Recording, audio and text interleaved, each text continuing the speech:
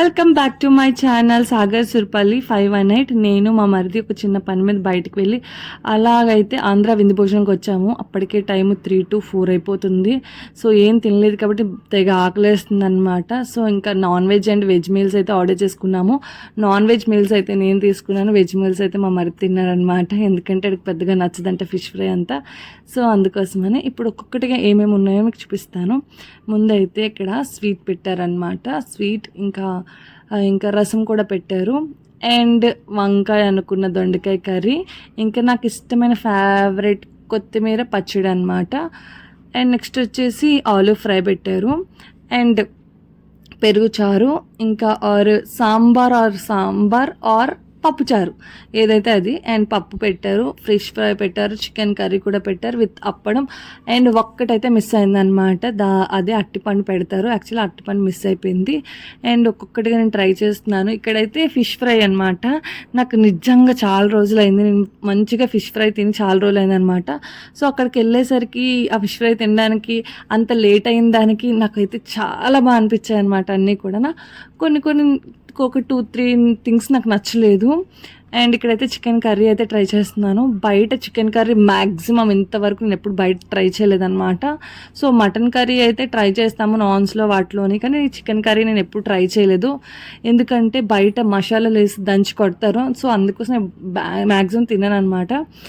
And ఇక్కడ వచ్చేసరికి chicken curry అదిరిపోయిన, taste మాత్రం చాలా బాగుంది. అండ్ నెక్స్ట్ వచ్చేసరికి నేనైతే రసం ట్రై చేశాను అనమాట. మన ఇంట్లో చేసుకునే రసంలా కాకుండా చాలా డిఫరెంట్గా చాలా చాలా బాగుంది.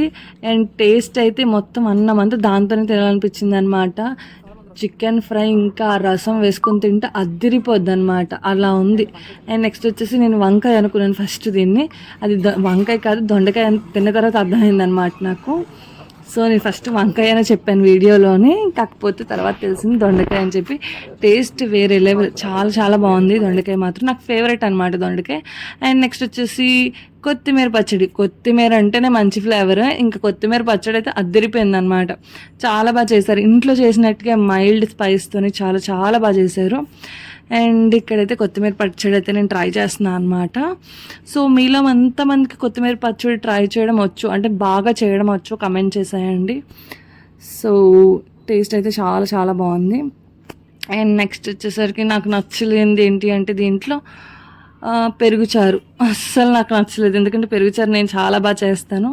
సో అంతగా నచ్చలేదు అనమాట. దాంట్లో అప్పడం వేసుకొని తిన్నాను. ఇలా అప్పడం వేసుకొని తింటే నాకు ఏదో సీన్ గుర్తొచ్చింది బాగా. 7/G బృందావన్ కాలనీలోని వాళ్ళ నాన్న చెప్తారు కదా, ఇప్పుడు ఎలా తింటాడో చూడండి అని చెప్పేసి. సో వాడేంటి గుడ్డట్లోని గుడ్డట్టు అంటే నా భాషలో ఆమ్లెట్ అనమాట. సో ఆమ్లెట్లోని బంగాళదుంప కర్రీ ఇంకా వైట్ రైస్ వేసుకొని తింటాడు. వా సూపర్ ఉంటుంది అనమాట. అండ్ నెక్స్ట్ వచ్చేసి సాంబార్ ట్రై చేశాను, ఆర్ పప్పుచారు.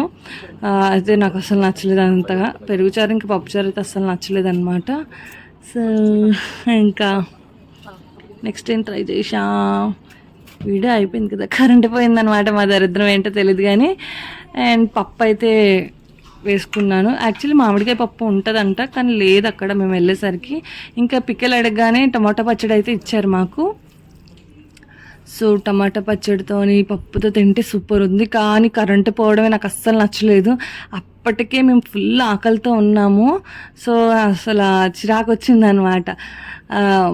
ఇంకా కరెంటు పోయేసరికి ఆ చెమటలతో ఏం తింటాం అసలు ఎండాకాలం. అండ్ ఆలివ్ ఫ్రై వేసుకొని ఆ దొండకాయ కర్రీ వేసుకొని మొత్తం పప్పు కలుపుకొని మొత్తంగా తిన్నాను. సూపర్ ఉందన్నమాట. ఇట్లాంటి కాంబినేషన్స్ చాలా బాగుంటాయి. అండ్ నెక్స్ట్ వచ్చేసి స్వీట్ లాస్ట్లో తిన్నాను. పెరుగులోని మామిడి పండు వేస్తారు అంతే. మాకు ఇచ్చిన అరటిపండుకి రీప్లేస్మెంట్గా మామిడి పండు ఇచ్చారు. నా వీడియో నచ్చితే లైక్